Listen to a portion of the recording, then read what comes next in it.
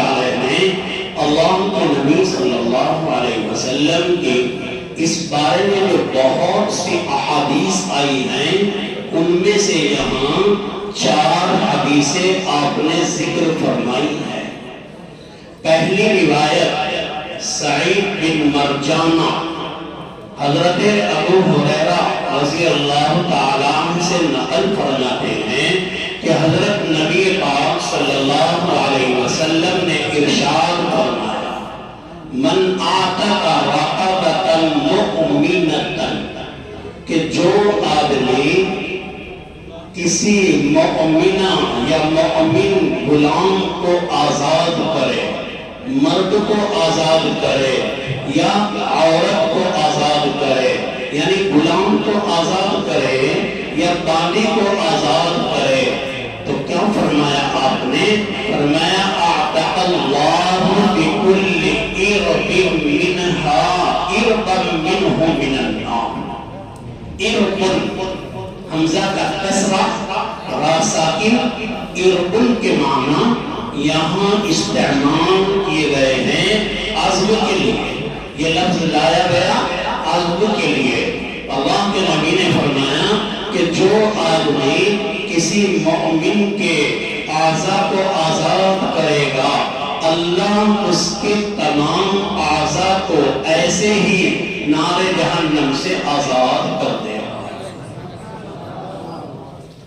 یہاں روایت میں رقبۃ کے بعد مؤمنہ کی جو قید آئی ہے یہ قید احترازی نہیں ہے، یہ قید اتفاقی ہے، کیونکہ اللہ کے نبی صلی اللہ علیہ وسلم کی روایات سے یہ بات بھی معلوم ہوتی ہے کہ آپ نے مطلقاً غلام کی آزادی پر بھی فضائل بتائے ہیں۔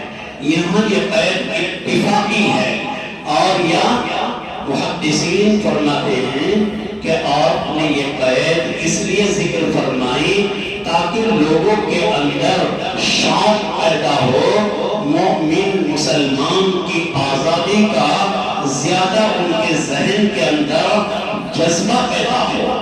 لہذا جب مسلمان کو آزاد کرے گا آزاد کرنے والا تو اللہ کے نبی فرماتے ہیں اسے ثواب زیادہ ملے گا مقابلے میں غیر مسلم کو آزاد کرنے کے۔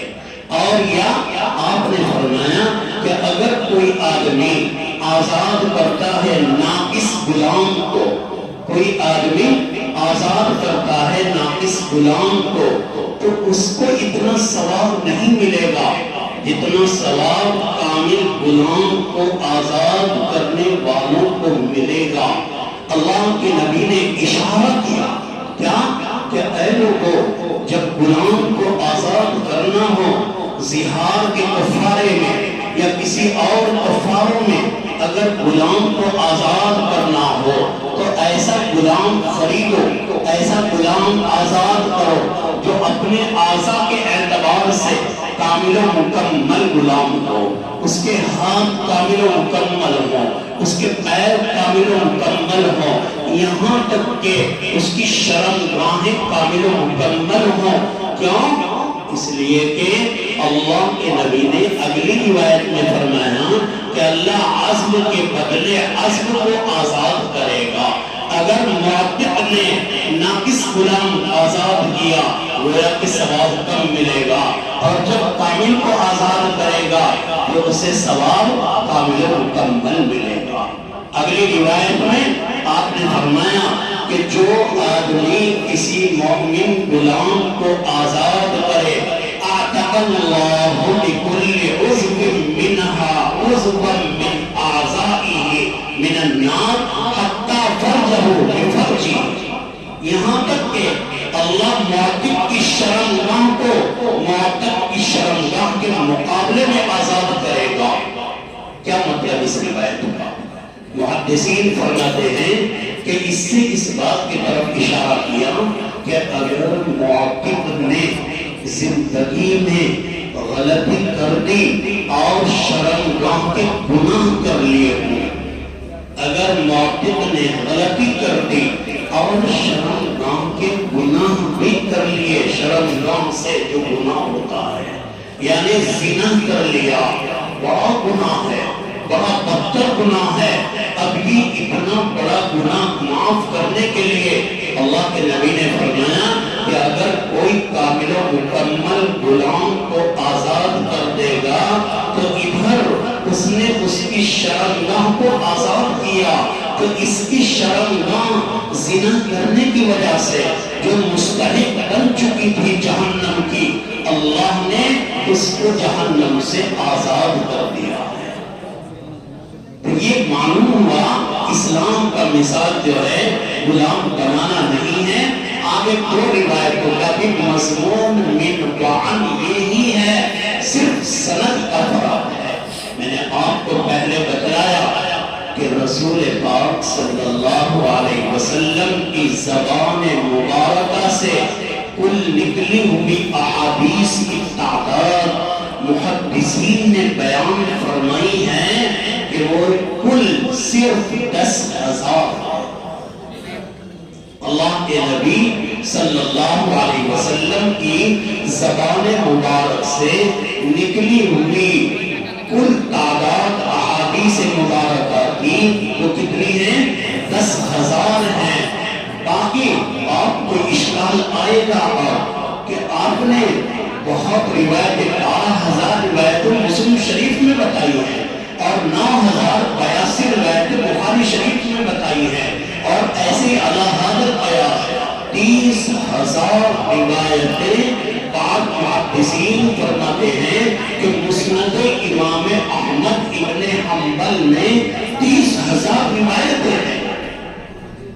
تو پھر اس کا کیا مطلب کہ آپ صلی اللہ علیہ وسلم کی کل روایات 20,000 ہے؟ اس کا مطلب یہ ہے کہ آپ صلی اللہ علیہ وسلم کی اصل روایات 30,000 نہیں 10,000 ہیں، اور 10,000 روایتوں کو پھر روات نے الگ الگ سندوں کے ساتھ بیان فرمایا۔ تو وہ سند کے بدلنے کی وجہ سے، سند کے نیا ہونے کی وجہ سے نئی روایتیں شمار کر لی گئی ہیں۔ لہذا سند کی تعداد کو دیکھ کر، روات کے اختلاف کو دیکھ کر روایات کی تعداد، احادیث کی تعداد بہت زیادہ ہو گئی ہے۔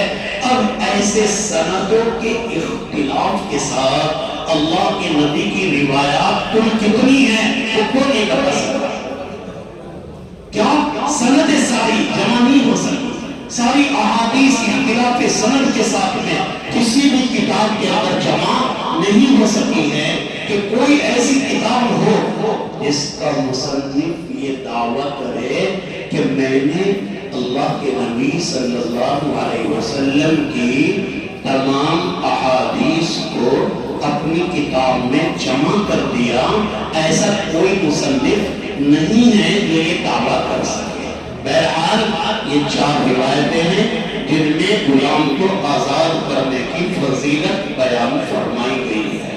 چلیے باب فضل الوالد وبه قال حدثنا ابو بكر بن شيبه وزهير بن حرب قال حدثنا جرير بن سهيل عن ابي هريره رضي الله تعالى عنه قال قال رسول الله صلى الله عليه وسلم لا يزني ولد والدا الا ان يجده مملوكا فيشتريه فيلتقه وفي روايه لابي شيبه والده وبه قال حدثنا ابو كريب قال حدثنا وفي منحى قال وحدثنا ابن عبيد قال حدثنا ابي قال وحدثني عمرو الناقد قال حدثنا ابو احمد الزبيري كل من سئل عن سهيل بن هذا الاسناد مثله وقالوا ولد والده.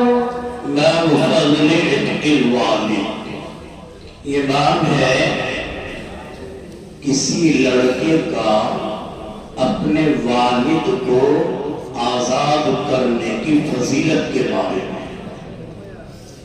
مسلم شریف جلد اول کا یہ آخری باب ہے جس میں حضرت نے مسئلہ، بڑا اہم مسئلہ ذکر کیا ہے۔ کیا کہ کیا کوئی لڑکا کوئی اولاد اپنے والد کو کوئی کما حق پورا بدلہ دے سکتا ہے یا نہیں؟ فرمایا والد کا بدلہ اولاد کسی بھی شکل میں پورا نہیں کر سکتی ہے۔ والد نے جو قربانیاں